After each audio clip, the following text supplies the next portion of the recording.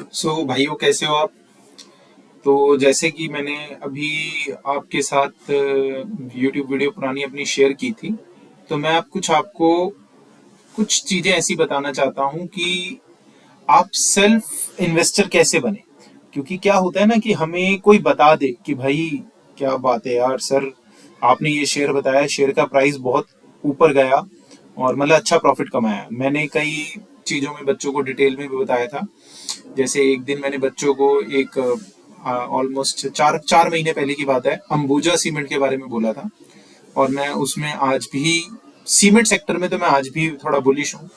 तो बुलिश का मतलब क्या होता है कि मेरे को लगता है कि वो ऊपर जाएगा, और बेरिश का मतलब होता है कि वो नीचे जाएगा। तो बेसिकली अभी हम ट्रेडिंग से हटके और इन्वेस्टमेंट पे आते हैं। देखिए, ट्रेडिंग और इन्वेस्टमेंट दोनों में ना फर्क होता है। इन्वेस्टमेंट का मतलब ये होता है कि आपके पास जो सेविंग्स है, आप किसी अच्छे स्टॉक में, अलग अलग स्टॉक्स में आप पैसा लगाइए। मतलब जैसे मैंने तीन चार कंपनियां सेलेक्ट की और मैंने उनमें पैसा लगाया, तो दैट इज कॉल्ड पोर्टफोलियो। तो अलग अलग कंपनियों में पैसा लगा रहा हूँ। तो आपने कहा सर, ऐसी कंपनियां कौन सी सेलेक्ट करें जिसका फ्यूचर में हमें बहुत क्या मिले, बेनिफिट मिले। तो मैं उसमें से एक स्टॉक एक लेके आया हूं, मैं LIC। LIC हाउसिंग फाइनेंस नहीं है, LIC इंडिया। तो कई लोगों को ये नहीं पता है LIC का काम क्या है। तो मैं आपको एक बात बता देता हूँ, LIC का जो मेन काम है वो शेयर मार्केट में इन्वेस्टमेंट का है। तो LIC इन्वेस्टमेंट करती है शेयर मार्केट में। हमारे देश में ना आ, तीन टाइप के बंदे इन्वेस्ट करते हैं। एक होते हैं FIIs, फॉरेन इंस्टीट्यूशनल इन्वेस्टर्स। एक होते हैं DIIs, डोमेस्टिक इंस्टीट्यूशनल इन्वेस्टर्स। और एक होते हैं रिटेलर्स, यानी कि हम सब रिटेलर्स की कैटेगरी में आते हैं। तो DIIs का सबसे बड़ा जो पोर्शन है वो LIC के पास है। बाकी म्यूचुअल फंड्स और हैं, बट LIC अपने आप में म्यूचुअल फंड का बाप कह सकते हो आप, ठीक है।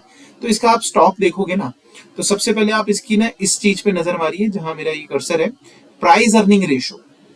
लोगों को ये पता नहीं है पी रेशो क्या होती है, तो मैं आपको बता देता हूँ। कॉमर्स साइड के बच्चों ने शायद पता हो उनको। प्राइस अर्निंग रेशो का मतलब ये होता है कि जैसे मैं एक शेयर पे 10 रुपए कमा रहा हूं, तो मेरा जो शेयर है वो मान लीजिए मार्केट में 100 रुपए का है। तो मार्केट प्राइस अपॉन में अर्निंग पर शेयर, तो यानी जो मेरा मार्केट प्राइस है वो कितना है, 100 रुपए है। और या मान लीजिए 100 रुपए, और मैं कमा कितना रहा हूं, 10 रुपए। तो मेरा जो पी रेशो आएगा वो 10 टाइम्स आएगा। अभी फिलहाल आप नोटिस करिए, जो LIC का शेयर प्राइस है वो 658 है, और जो इनकी पी रेशो है लगभग लगभग 10 या 11 है। तो इसका मतलब ये हुआ कि LIC एक शेयर पे 65 रुपीज कमा रही है, और उसका जो शेयर है वो उसके 10 गुना है। तो that is called P ratio. तो ये पी रेशो बहुत इंपॉर्टेंट चीज होती है इन्वेस्टमेंट के पर्पज के लिए। जब पी रेशो आप देखेंगे, और ये हर बार क्या होनी चाहिए, आपकी ग्रो होनी चाहिए। ग्रो होने का मतलब समझते हैं आप? ग्रो होने का मतलब एक तो होती है, देखिए, price earning ratio. Price earning ratio का मतलब होता है कि हाँ भी एक जो शेयर है वो आपका मतलब बढ़ रहा है, मतलब आपकी अर्निंग के हिसाब से कितना इंक्रीज हो रहा है मार्केट प्राइस जो आपका। और एक होती है प्राइस अर्निंग ग्रोथ रेशो। अब ग्रोथ रेशो क्या होती है कि जैसे मेरी प्राइस अर्निंग अभी 11 चल रही थी, नेक्स्ट ईयर तक वो 11 से ऊपर होनी चाहिए, ठीक है। बाकी रेशो जो आपने देखी, जो मैंने आपको बताया, ये प्राइस अर्निंग रेशो। उसके बाद आते हैं शेयर होल्डिंग पैटर्न पे। ये बहुत बड़ी चीज होती है बेटा, शेयर होल्डिंग पैटर्न। आप पहले नोटिस करो, ये जो प्रमोटर है इनका 96% है। प्रमोटर यहाँ पे गवर्नमेंट है। अभी LIC ने अपना 3.5% ही मार्केट में बेचा है। तो जो LIC है ना, LIC आगे फ्यूचर में अपने शेयर्स और मार्केट में बेचेगी। जो पहली बार कंपनी शेयर बेचती है दैट इज कॉल्ड IPO, लेकिन जब दूसरी बार बेचेगी ना दैट इज कॉल्ड FPO। यानी जब हम दूसरी बार शेयर बेचेंगे वो FPO होता है, फर्दर पब्लिक ऑफर। वो बहुत तरीके से होता है। हम नॉर्मली मार्केट में जैसे IPO लेके आए, ऐसे FPO भी लेके आते हैं। और इसके अलावा और बाकी तरीके होते हैं। सीधा डायरेक्टली हम ब्लॉक डील कर जाते हैं, कोई खरीदना चाहे तो सीधा ब्लॉक डील होती है, बड़े बड़े प्लेयर्स खरीदते हैं। तो ये देखो प्रमोटर है।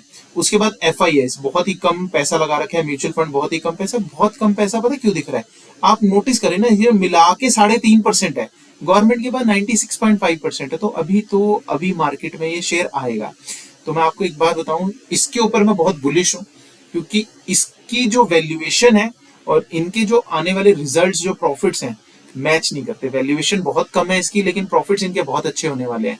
तो ऑब्वियस ही बात है, जब प्रॉफिट अच्छा होगा ना, तो आपका अर्निंग पर शेयर जो होता है वो बढ़ता है, ठीक है ना। और अर्निंग पर शेयर बढ़ने से मार्केट में ऑटोमेटिकली क्या आती है, बुलिशनेस आती है। क्योंकि जब अर्निंग बढ़ती है ना, तो डिविडेंड जो देना होता है कंपनी को वो कंपनी देती है, और जहां डिविडेंड की बात आती है ना वहीं पे शेयर जो होता है ना उड़ता है। तो ये एक इन्वेस्टमेंट के लिए बहुत अच्छा है।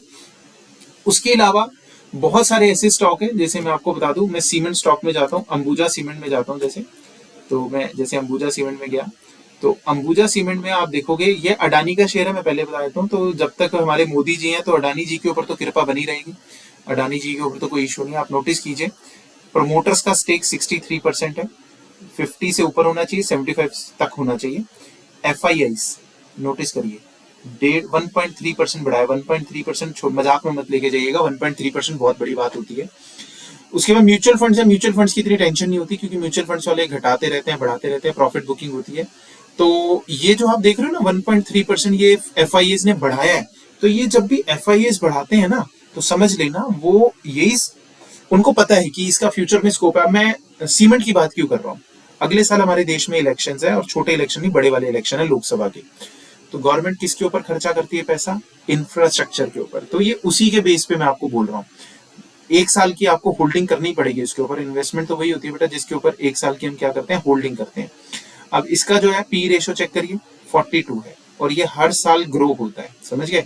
तो 42 आप इनका पीवी रेशो, और डिविडेंड यील्ड चेक करिए 0.53%, यानी जितना ये कमाते हैं अर्निंग पर शेयर उसका ये 0.58 डिविडेंड बांटते हैं।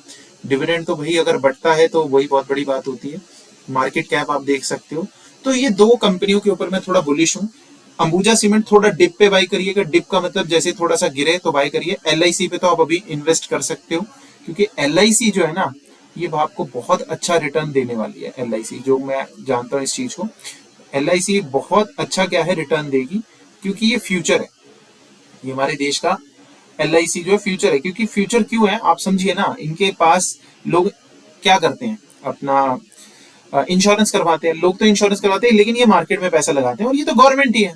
और गवर्नमेंट कभी भी नहीं चाहेगी कि भाई इनको घटाओ। आपको पता भी होगा LIC ने पीछे किस में पैसा लगा रखा था, अडानी के शेयर्स में कितना पैसा लगा रखा था। जब अडानी के शेयर्स गिरे, जो हिंडनबर्ग की न्यूज आई, और उसके बाद अब अडानी के शेयर्स भी अच्छे, और अडानी के शेयर इस साल तो और बढ़ने वाले हैं। चाहे अडानी पावर हो, अडानी के तो बहुत सारे शेयर है, मैंने वॉच लिस्ट 2 बना रखी है, तो उसमें अडानी के आप शेयर्स देख सकते हो। मैं ये नहीं कहूंगा कि अडानी के शेयर्स में पैसा लगाओ, भाई रिस्की है, बेटर है कि उसे अवॉइड करो। हाँ, अंबुजा सीमेंट में इसलिए बोल रहा हूँ बिकॉज फंडामेंटली ये स्ट्रांग भी है, प्लस अंबुजा सीमेंट के ऊपर आप आंख बंद करके पैसा लगा सकते हो। अगले साल इलेक्शन है, अंबुजा के साथ ACC सीमेंट भी अडानी का है, बट ACC का शेयर जो है ना 2000 रुपए का समथिंग है।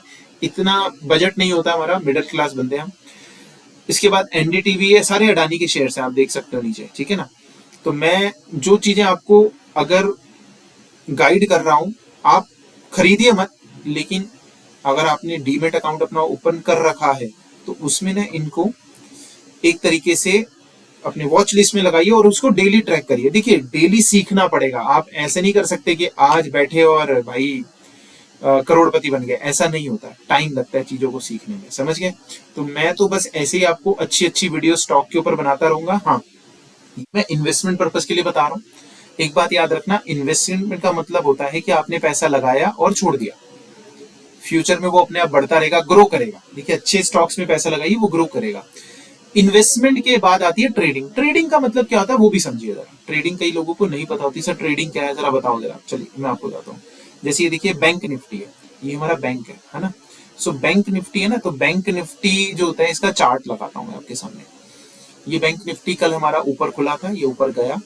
सो बैंक निफ्टी की एक खास बात मैं बता देता हूँ, बैंक निफ्टी ना हमारे जो बैंक्स हैं उनसे चलता है। तो मे बी मेरे ख्याल से 10 बैंक से, मैं एक बार कंफर्म कर लेता हूँ कि कितने बैंक से ये चलता है। तो बैंक निफ्टी ऊपर जा रहा है तो लोग क्या सोचते हैं कि हाँ भाई ऊपर जा रहे हैं। बैंक निफ्टी नीचे आ रहा है तो ऊपर जाने को बुलिश कहते हैं, और नीचे आने को क्या बोलते हैं, बेरिश बोलते हैं।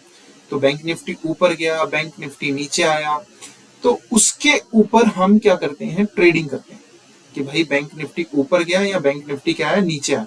अगर वो ऊपर जा रहा है तो हम लेते हैं कॉल साइड, और अगर वो नीचे आ रहा है तो हम क्या लेते हैं, पुट साइड लेते हैं। 12 बैंक हैं जी, टोटल 12 बैंक होते हैं। तो सबसे बड़ा बैंक जो है HDFC है, क्योंकि अभी उसका HDFC बैंक और HDFC का मर्जर हुआ है। तो जैसे मैंने कहा कि ये ऊपर जा रहा है, अब देखिए हवाबाजियों में नहीं होता ऊपर जा रहा है नीचे जा रहा है, इसके ऊपर प्रॉपर नॉलेज होती है, बहुत कुछ होता है इसके ऊपर, वो भी धीरे धीरे आपको सिखाया जाएगा। ये जो आपको दिख रही है ना कैंडल्स, ये जापानीज कैंडल्स होती हैं। तो जैसे ये ऊपर जा रहा है, तो ऊपर जाने का मतलब ये होता है कि आपको कॉल ऑप्शन लेना है, और अगर ये नीचे आ रहा है तो आपको पुट ऑप्शन लेना है। ये होती है ट्रेडिंग इन ऑप्शंस। समझ के बात? वो ट्रेडिंग भी बहुत टाइप्स की होती है। बेसिकली ट्रेडिंग से पहले दूर रहिए, पहले इन्वेस्टमेंट सीखिए। जिस बंदे के अंदर इन्वेस्टमेंट की पेशेंस आ जाती है ना, जो बंदा इन्वेस्टमेंट करनी सीख जाता है और उससे कमाना सीख जाता है, वो ट्रेडिंग से बाद में भी कमा सकता है। ठीक है ना? तो मैंने जो चीज आपको बताई वो इसीलिए बताई, जो मैंने 2 स्टॉक्स आपको सजेस्ट किए। जब मैंने ये बच्चों को सजेस्ट किया था ना, अंबुजा सीमेंट, दैट टाइम ये 370 का चल रहा था। तो ग्रेजुएशन के बच्चों को मैंने कहा था, तो आज देखिए इसका प्राइस 470 है, और मेरे ख्याल से 3-4 महीने हुए होंगे। तो 100 रुपए का इंक्रीज, मतलब देखा जाए तो अगर आप परसेंटेज वाइज भी देखोगे तो 25 से 30% तक का इंक्रीज आया है। 30% अगर आप बैंक में मान लीजिए 10,000 जमा कराते हैं ना, तो बैंक वाले आपको 30% क्या 4% भी नहीं देते। तो आपने अगर ये इन्वेस्ट किया होता है उस टाइम पे तो बात अलग थी। अब तो चलिए, बाकी ये LIC पे मैं आज बुलिश हूँ, और ये मैं आपको बता रहा हूँ, इसका बहुत अच्छा प्रॉफिट आपको फ्यूचर में मिलने वाला है। आप इन्वेस्ट कर सकते हो इसके अंदर। ठीक है ना? बाकी और भी वीडियोस के लिए आप मेरे चैनल को सब्सक्राइब करें। So thank you so much.